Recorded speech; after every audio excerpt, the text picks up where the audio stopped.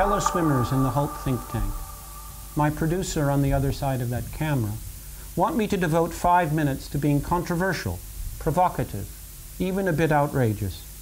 They want me to upset you with some heterodox political or religious or cultural views.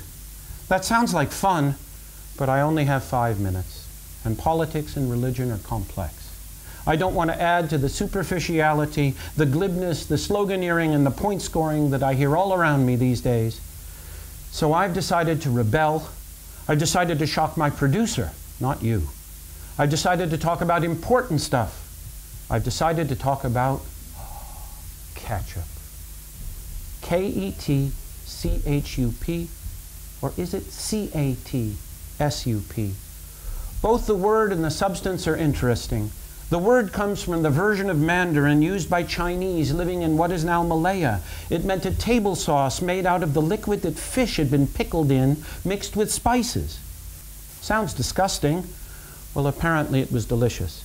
In the late 1600s, English traders seeking those spices also discovered the sauce and brought it home. The idea of a table sauce was new and exciting in England, and people here began making it with local ingredients, particularly mushrooms and walnuts. And some of those people went to the New World, taking the idea with them, and there they discovered tomatoes, which had been brought north from Latin America. Well, tomatoes were very controversial in the 1700s and 1800s. Many authorities thought they were poisonous. Others thought they were aphrodisiacs. Pretty much everyone agreed that they were too dangerous to eat uncooked.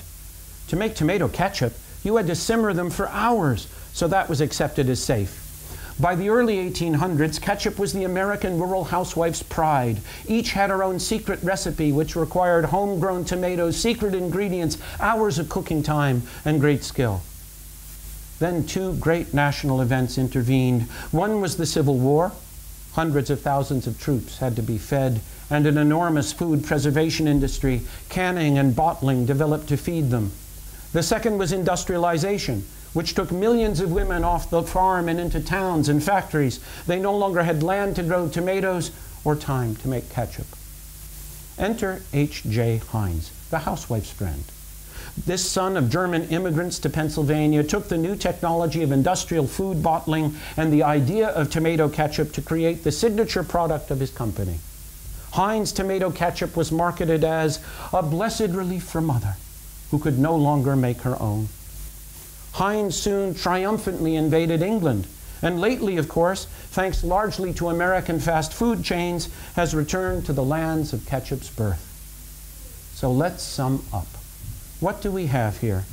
A Chinese idea and word, discovered in Malaya by English sailors who took it home, reinvented it, and re-exported it to America, where it was reinvented again using a South American main ingredient, popularized, industrialized, and re-exported. 4 continents and around the world tour. In short, globalization in a bottle. Oh, why are there 2 spellings of ketchup? Because Americans didn't just declare political independence from Britain in 1776.